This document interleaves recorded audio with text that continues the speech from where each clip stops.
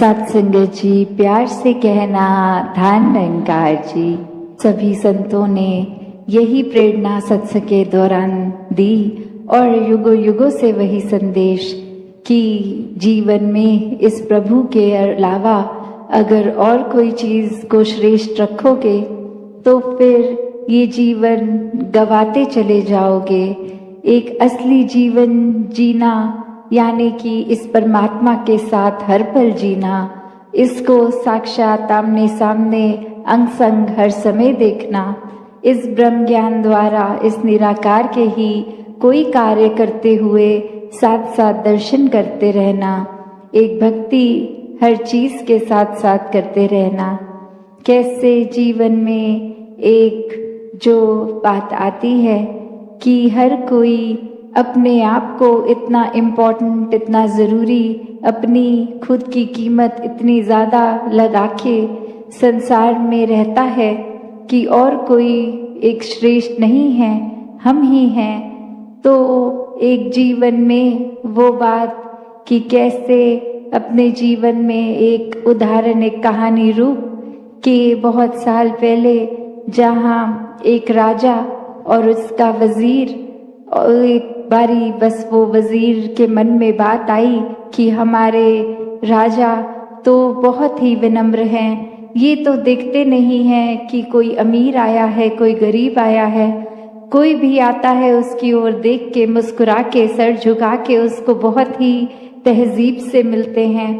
तो जब ये बात वज़ीर के मन में आई तो अपने आप को उसने सोचा कि इससे तो मेरी एक इम्पोर्टेंस ख़त्म हो रही है कि मैं ऐसे राजा का वज़ीर हूँ जो हर जगह अपना सर झुका देता है। तो ये कंसर्न, ये बात अपनी जब उस वज़ीर ने राजा के पास रखी कि आप हर एक को इस तरह मुस्कुरा के आदर सत्कार से सर झुका के ना मिलिया करे,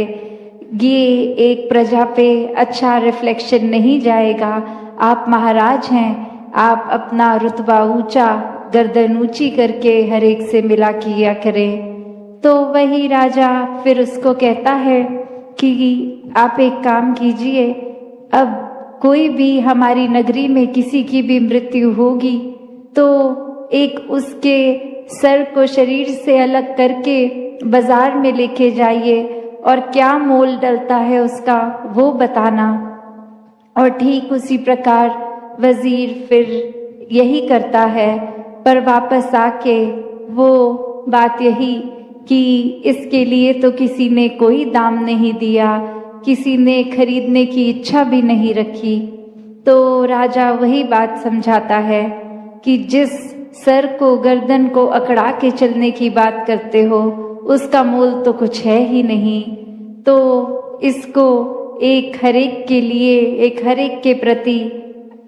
आदर सत्कार में ही झुकाया जाए तो इसका सही मोल डलता है। एक दिल से एक विनम्रता, ये हम्बल होके जब एक हम किसी से भी मिलते हैं, बात करते हैं,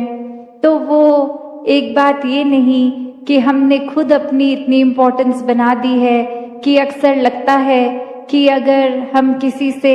बहुत विनम्रता से मिलेंगे तो उसकी नज़र में तो हम इम्पोर्टेंट ही नहीं बनेंगे। अपनी इम्पोर्टेंस बनानी है तो हर एक से अकड़ के मिलें। तो बात वही जो इस कहानी में सीखी कि कैसे एक सही मोल जीवन का, ये खुशी में हर समय रहना, मुस्कुराहटें, एक अपने मन से जब अहंकार को त्याग देना तो ही वो बात आती है कि सही मायने में वही इंसान जी रहा है जो अपने अहंकार को त्याग चुका है। एक विनम्र होके अपना अस्तित्व, अपनी आइडेंटिटी खो के जब जीते हैं तो फिर इस परमात्मा की आइडेंटिटी ही हमारी बन जाती है। जिस तरह एक पानी की बूंद अगर चाहे वो नाले में से निकल के नदी में आए या कहीं और से, वो अपनी यात्रा एक पूरी करके बहती बहती इस सागर में आ जाती है तो वो अपने उस नाले वाली बूंद की अस्तित्व को खो के फिर उसको एक उससे भी ऊपर की उपाधि, एक उससे ज़्यादा कुछ मिल जाता है। उसको सिर्फ और सिर्फ अपनी आइडेंटिटी खो के इस सागर में एक में खोते ही वो इतना आदर सत्कार, इतना रुतबा खुद ब खुद ही मिल गया। वरना वो अगर जिद पे अड़ी रहती कि नहीं, मैं तो इसी नाले में रहूंगी, मैं विशाल सागर में नहीं मिलूंगी, तो फिर वो वहीं की वहीं अपनी अकड़ में। तो कैसे अपने जीवन में भी अगर हम झांक के देखें कि किस प्रकार एक जीते जी मृत्यु हासिल करनी, कि अपने अहंकार को छोड़ के एक जीते जी जब हम इस विनम्रता पूर्वक जीवन को अपनाते हैं, और वो वही बात जो दासी हर सत्संग में रखती है कि इसको करना संभव कुछ समय के लिए तो तब होता है, कोई दिखावा कर सकते हैं, किसी के सामने अपना इम्प्रेशन अच्छा करने के लिए अच्छे व्यवहार, अच्छे बोल कर सकते हैं, पर एक हर समय अंदर से बाहर तक का जो ये यात्रा है हमारी, ये इनसाइड आउट, उसको कैसे हम हर समय अपने आप को अच्छा रखें। जब इस परमात्मा